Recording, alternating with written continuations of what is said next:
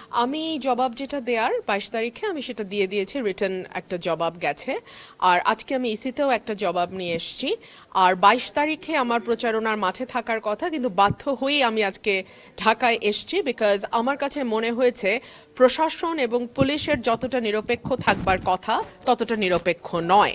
আমার কর্মীদের বাড়িঘরে হামলা করা হয়েছে, তাদেরকে পিটিয়ে হাসপাতালে পাঠানো হয়েছে, মাথা ফাটানো হয়েছে, বাড়িতে আগুন দেয়া হয়েছে। এখন পর্যন্ত কোনো মামলা হয় নাই।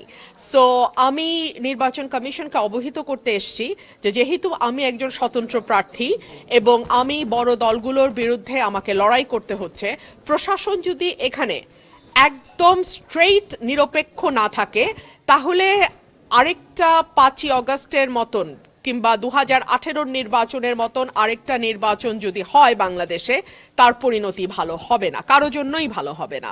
সো এই বিষয়গুলো আমি আসলে কমিশনকে অবহিত করেছি।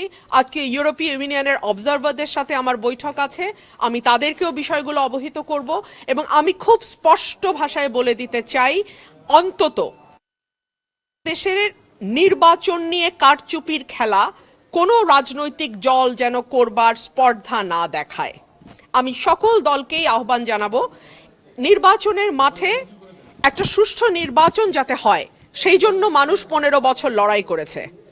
আমরা যেই দলেই ছিলাম, আমরা আমাদের অবস্থান থেকে লড়াই করেছি। সো আরেকটা কারচুপির নির্বাচন, আরেকটা ম্যানিপুলেটেড ইলেকশন বাংলাদেশে আমরা হতে দেব না ইনশাল্লাহ। নির্বাচন কমিশনের ভূমিকা কেমন? এবং আপনি এই অভিযোগগুলো যদি শেষ পর্যন্ত থেকে যায়, এই কাহিনী মানে যেটা হচ্ছে আপনার সঙ্গে, শেষ পর্যন্ত নির্বাচন মাঠে থাকবে না? আমি ডেফিনেটলি নির্বাচনের মাঠে থাকব এবং আমি টাইম টু টাইম আমার মিডিয়ার যারা সহকর্মী আছেন, ভাই আছেন, আমি আপনাদেরকে অবহিত করব, আমি অবজারভারদেরকে অবহিত করব।